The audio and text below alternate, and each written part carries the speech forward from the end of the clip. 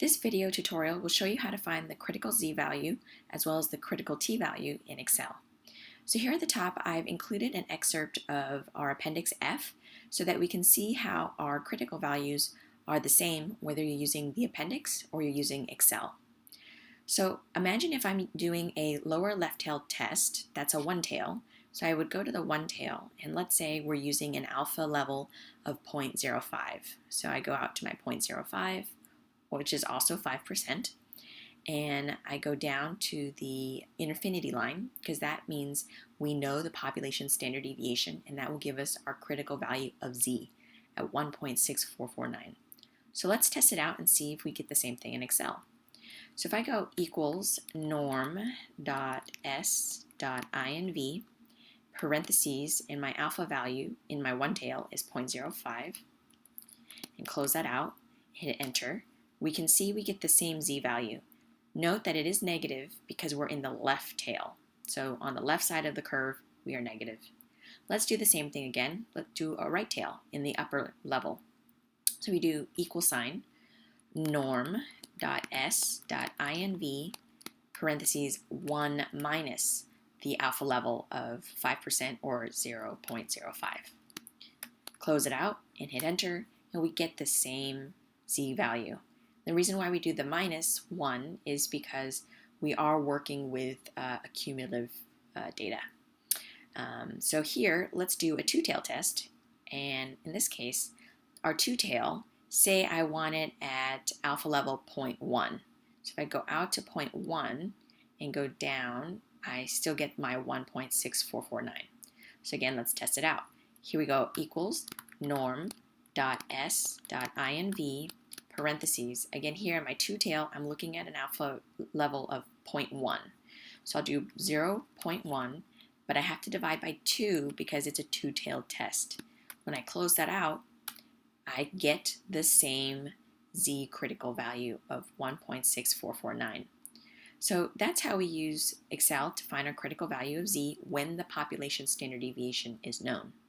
Now let's work with critical values of t when we don't know the population standard deviation. In this case, you have to know the degrees of freedom. And to find the degrees of freedom, it is our sample size n minus 1. So let's first do a left tail test.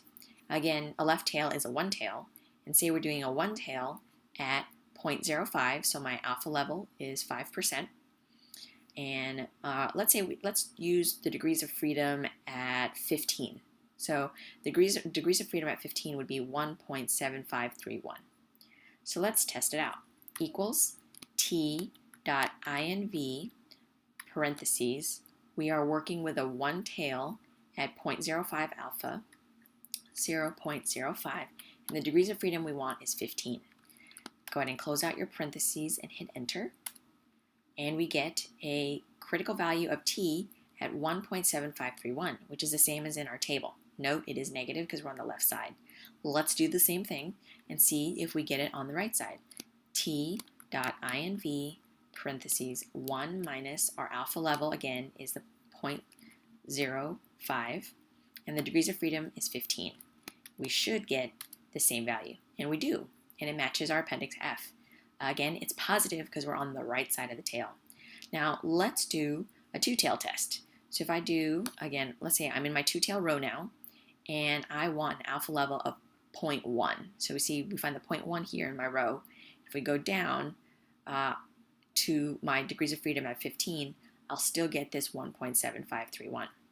So let's test it out. Equals t.inv.2t, because it's two-tailed. We'll do our parentheses. Our alpha level at the two-tail is 0.1, and the degrees of freedom we want is at 15. So when we hit enter, we get the same z value, or t value, sorry, at 1.7531. So you can see our appendix and our Excel formulas should give you the same z values and t values, depending on whether or not you know the standard deviation. Now recall, in this one, our degrees of freedom we were using was 15. That means our sample size was 16, because 16 minus 1 gives us our degrees of freedom at 15. So make sure you correctly set up your degrees of freedom by doing n minus 1. And that's how you find the critical values of z and t using Excel.